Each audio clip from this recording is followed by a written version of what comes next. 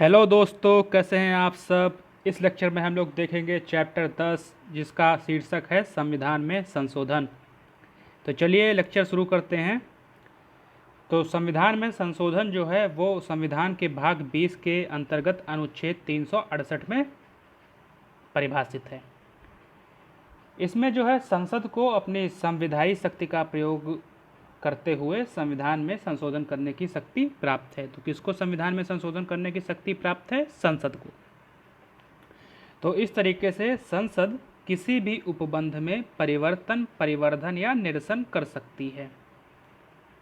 तो ये चीज़ याद रखिएगा, परिवर्तन, परिवर्धन और निरसन करने की शक्ति संसद को प्राप्त है। केशवानंद भारती मामला जो था उसमें उच्चतम न्यायालय ने एक आधारभूत ढांचे का सिद्धांत दिया, जिसके अंतर्गत कहा गया कि जिसको भी सुप्रीम कोर्ट आधारभूत ढांचे के अंतर्गत रख देगा उसमें संशोधन संसद नहीं कर सकती है। तो इसमें कई चीज़ें जो हैं वो सुप्रीम कोर्ट के द्वारा आधारभूत ढांचे के अंतर्गत रखी गई हैं संविधान के, और इस आधारभूत ढांचे को संशोधित करने की शक्ति अब संसद के पास नहीं रह गई है। और आप केशवानंद भारती मामले को पढ़ना चाहते हैं तो मेरा इस पर एक सेपरेट लेक्चर है, उसको आप देख सकते हैं। चलिए आगे देखते हैं। देखिए, जो ये संविधान संशोधन की प्रक्रिया है उसका प्रारंभ किसी भी सदन में हो सकता है। किसी भी सदन का मतलब राज्यसभा में भी हो सकता है और लोकसभा में। तो अगर आप संविधान संशोधन विधेयक लाना चाहते हैं तो उसे राज्यसभा में भी ला सकते हैं और लोकसभा में भी ला सकते हैं, किसी में भी ला सकते हैं। और ये विधेयक मंत्री या गैर सरकारी सदस्यों द्वारा स्थापित किया जा सकता है। मंत्री मतलब जो मंत्री हो गया, और गैर सरकारी सदस्य वे एमपी जो मंत्री नहीं हैं। ठीक है, तो इसमें वे सांसद आ जाते हैं जिनके पास में मंत्री पद का दायित्व नहीं है, तो इनको प्राइवेट मेंबर कहते हैं। संविधान संशोधन विधेयक को प्रस्तुत करने से पूर्व राष्ट्रपति की स्वीकृति की आवश्यकता नहीं होती है। तो ये बिना राष्ट्रपति की स्वीकृति के प्रस्तुत किए जा सकते हैं संसद में। इसको बहुमत से पारित होना अनिवार्य होता है, अर्थात ये जो संविधान संशोधन विधेयक है इसे बहुमत से पारित होना होता है और दोनों सदनों द्वारा अलग अलग तरीके से पारित होना होता है। इसके लिए कोई जो है आप कह सकते हैं ज्वाइंट सिटिंग की व्यवस्था नहीं है, संयुक्त बैठक की व्यवस्था नहीं है। देखिए, संयुक्त बैठक कब होती है? जब अगर कोई विधेयक है उसमें लोकसभा और राज्यसभा में सहमति ना बन पाए, अगर सहमत नहीं बन पाती है तब फिर संयुक्त बैठक का प्रावधान आता है। लेकिन संविधान संशोधन विधेयक के अंतर्गत संयुक्त बैठक की व्यवस्था नहीं की गई है, इसे दोनों सदनों द्वारा अलग अलग पारित करना अनिवार्य होता है। और जहाँ पे संघीय व्यवस्था के संशोधन के मुद्दे होते हैं वहाँ पर आधे राज्यों के विधानमंडल से इसके अनुसमर्थन की भी आवश्यकता होती है। अनुसमर्थन किसके माध्यम से? सामान्य बहुमत के माध्यम से। ठीक है, चलिए आगे देखते हैं। देखिए, जब ये विधेयक पारित हो जाता है उसके बाद में इसको राष्ट्रपति की सहमति के लिए भेजा जाता है, और राष्ट्रपति इस विधेयक पर सहमति देने के लिए बाध्य है। शुरुआत में संविधान में ये नहीं था, लेकिन फिर 24वां संविधान संशोधन अधिनियम 1971 के माध्यम से इसमें जोड़ दिया गया है कि राष्ट्रपति अब इस पे सहमति देने के लिए बाध्य है, अर्थात संविधान संशोधन विधेयक पर राष्ट्रपति सहमति देने के लिए बाध्य है, उसको वो इनकार नहीं कर सकता। संशोधन के प्रकार के अंतर्गत आपको मालूम होना चाहिए संशोधन के 3 प्रकार होते हैं: संसद के साधारण बहुमत द्वारा, संसद के विशेष बहुमत द्वारा, और संसद के विशेष बहुमत के साथ साथ आधे राज्यों के विधानमंडलों की संस्तुति के उपरांत संशोधन। अब एक एक करके ये जो सामान्य बहुमत क्या होता है और विशेष बहुमत क्या होता है ये देख लेते हैं। तो सामान्य बहुमत का मतलब होता है कि उपस्थिति और मतदान करने वाले सदस्यों का बहुमत। जैसे मान लीजिए कि 545 सीटें हैं लोकसभा में, जिसमें से 5 सीटें इसमें वैकेंट हैं, तो अब सीटें कितनी बची? 540। 540 ये अभी सीटें हैं लोकसभा में मान लीजिए, उसमें से मेंबर प्रेजेंट हैं वो हैं 500। 500 इस समय लोकसभा में प्रेजेंट हैं, और 500 में से 100 ने कह दिया कि हम विधेयक पे मतदान नहीं करेंगे, तो अब संख्या बची 400। तो अब 400 का बहुमत देखा जाएगा। तो 400 का बहुमत क्या होगा? 201। बहुमत मतलब 50% से अधिक, 50% प्लस 1, ये आप कह सकते हैं बहुमत। तो यहाँ पे 201 लोगों का बहुमत हो जाएगा सामान्य बहुमत। अगर वो बिल पे 201 लोग मतदान करके उसके पक्ष में मत दे देते हैं तो जो बिल है वो एक्ट बन जाएगा। साधारण बहुमत द्वारा संविधान में संशोधन होता है, वो 368 के अंतर्गत नहीं आता है। तो 368 के अंतर्गत इसको शामिल नहीं किया जाता है। जो संशोधन के प्रकार मैंने बताए हैं उसमें जो ये पहला है ये 368 के अंतर्गत नहीं आता, ये दोनों 368 के अंतर्गत आते हैं, ये याद रखिएगा।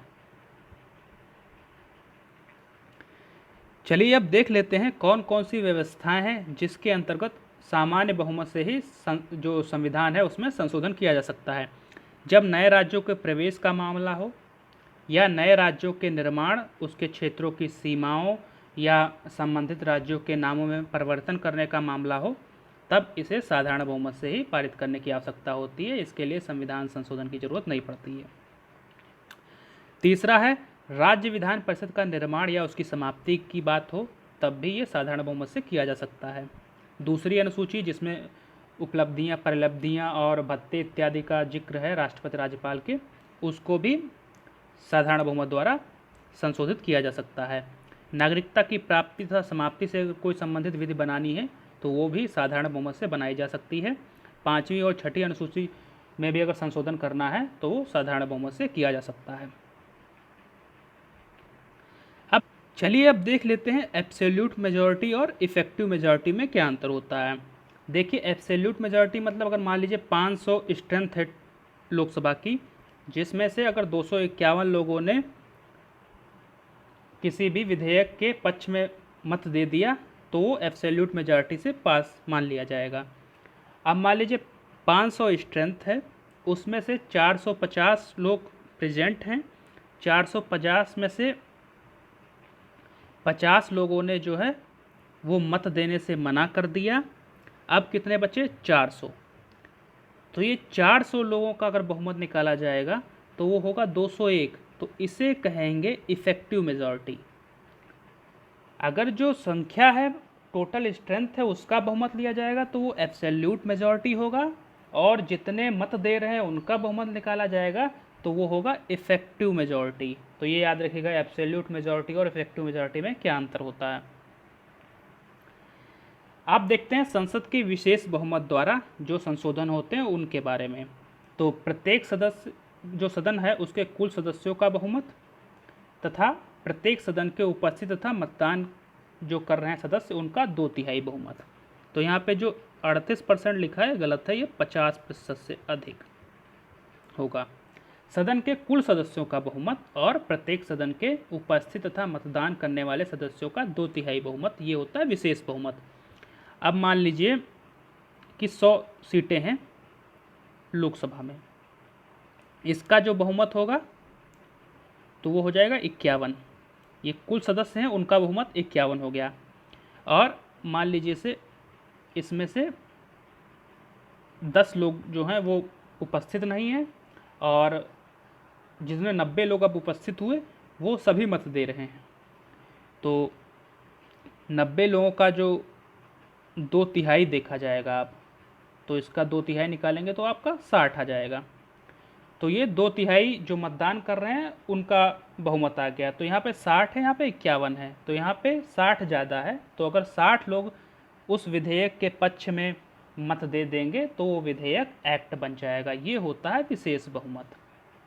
विशेष बहुमत का क्या मतलब हुआ? सदन की कुल सदस्य संख्या का बहुमत और जो उपस्थित और मतदान करने वाले हैं उनका 2/3 बहुमत। ऐसी व्यवस्थाओं के लिए मूल अधिकार में जैसे संशोधन करना हो तब ऐसी व्यवस्था को लागू किया जाता है, और डीपीएसपी में संशोधन करना है तब ऐसी व्यवस्था को लागू किया जाता है। और अन्य जो संविधान में उपबंध हैं जहाँ पे आधे राज्यों के अनुसमर्थन की आवश्यकता नहीं होती है और साधारण बहुमत द्वारा वो पारित नहीं किए जा सकते हैं, वहाँ पे भी संसद की विशेष बहुमत द्वारा उनको पारित किया जाता है। अब है विशेष बहुमत व राज्यों की स्वीकृति द्वारा पारित होने वाले विधेयक, संविधान संशोधन विधेयक।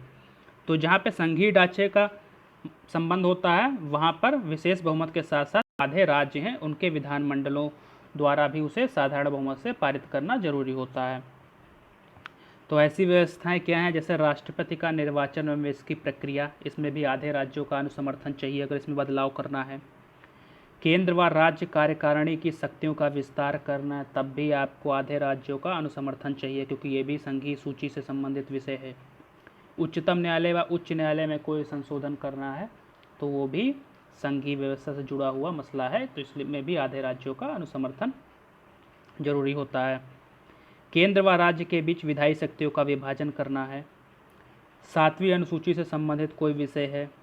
संसद में राज्यों का प्रतिनिधित्व, मतलब जो राज्यसभा है वो राज्यों का प्रतिनिधित्व करने वाली संस्था होती है, तो इसमें अगर कोई बदलाव करना है सीटों को लेकर, तब भी आपको आधे राज्यों के अनुसमर्थन की आवश्यकता पड़ेगी। अगर संविधान में संशोधन करने के लिए जो संसद की शक्ति या प्रक्रिया बताई गई है आर्टिकल 368 के अंतर्गत, इसमें अगर कोई संशोधन करना है तब भी आपको आधे राज्यों के अनुसमर्थन की आवश्यकता होगी। तो ये कुछ व्यवस्थाएं हैं जिसके लिए आपको आधे राज्यों के अनुसमर्थन की आवश्यकता होगी, और वो अनुसमर्थन किसके माध्यम से करेंगे, उसी विधेयक को साधारण बहुमत द्वारा पारित कर। चलिए अब देखते हैं संशोधन प्रक्रिया की आलोचना। तो पहली आलोचना है कि संविधान संशोधन के लिए किसी निकाय का ना होना। जैसे अगर आप अमेरिका में देखेंगे तो वहाँ संवैधानिक सभा है या संवैधानिक परिषद है जो कि संविधान संशोधन से जुड़े हुए मसलों को देखती है। निकाय मतलब होता है बॉडी। दूसरी आलोचना है संविधान सभा जो संशोधन है उसकी शक्ति संसद में निहित है, अर्थात यहाँ पर राज्य विधानमंडल को कोई अधिकार नहीं दिया गया है संविधान संशोधन से संबंधित। तो यहाँ पे राज्य विधानमंडल को कोई अधिकार नहीं प्राप्त है संविधान संशोधन की प्रक्रिया में। तीसरी आलोचना है कि संविधान के बड़े भाग को संसद द्वारा अकेले ही संशोधित किया जा सकता है, अर्थात इसमें आधे राज्यों के अनुसमर्थन की जो व्यवस्था है वो बहुत सीमित है, इसीलिए यहाँ पर संशोधन का एकमात्र निकाय जो बन जाता है वो संसद बन जाता है। चौथी आलोचना है संविधान ने राज्य विधानमंडलों द्वारा संशोधन संबंधी मंजूरी या उसके विरोध को प्रस्तुत करने की समय सीमा निर्धारित नहीं की है। अब जैसे कि कोई विधेयक जो है वो राज्यों के अनुसमर्थन के लिए भेजा जाता है, तब इसमें कोई समय सीमा निर्धारित नहीं कही गई है कि कितने समय में उस राज्य विधानमंडल को उसको वापस भेजना होगा। ठीक है, तो जो राज्य के लिए अनुसमर्थन हेतु जो विधेयक भेजे जाते हैं उनमें कोई समय सीमा का निर्धारण नहीं किया गया है, तो ये एक आलोचना है। संयुक्त बैठक का प्रावधान नहीं है संशोधन प्रक्रिया में, संविधान संशोधन प्रक्रिया में, ये भी एक आलोचना है। एक और आलोचना है, यहाँ पर आधे राज्यों के अनुसमर्थन की व्यवस्था की गई है संघीय ढांचे से संबंधित मुद्दों पर, जबकि यूएसए में 3/4 राज्यों के अनुसमर्थन की आवश्यकता होती है। तो याद रखिएगा 3/4 राज्यों के अनुसमर्थन की आवश्यकता होती है अमेरिका में। तो ये कुछ आलोचनाएं हैं जिसे आलोचकों ने कहा है। तो ये मेनली आलोचना आपको आंसर राइटिंग में यूज करनी है। जैसे संविधान संशोधन की प्रक्रिया पे कोई क्वेश्चन आए तो उसमें 1-2 आलोचना लास्ट में बता के फिर एक सुधारात्मक या सुझाव के रूप में अपना निष्कर्ष प्रस्तुत करें। तो अगर हम भारतीय संविधान संशोधन की प्रक्रिया को देखें तो यहाँ पर आप एक सलाहकार हैं केसी वेयर का नाम जरूर याद रखिएगा। उनके अनुसार जो भारतीय संशोधन प्रक्रिया है वो लचीलेपन व जटिलता के बीच बेहतर संतुलन है। तो यहाँ पर लचीलापन भी अपनाया गया है संविधान संशोधन प्रक्रिया में और कठोरता भी अपनाई गई है, संघीय ढांचे से संबंधित मुद्दों पर कठोरता भी अपनाई गई है। तो ये था लेक्चर संविधान संशोधन की प्रक्रिया पर। तो इसमें जितने भी महत्वपूर्ण बिंदु थे वो मैंने आपको सभी बता दिए हैं। अगर आपका कोई और डाउट हो तो कमेंट में बताइएगा। धन्यवाद।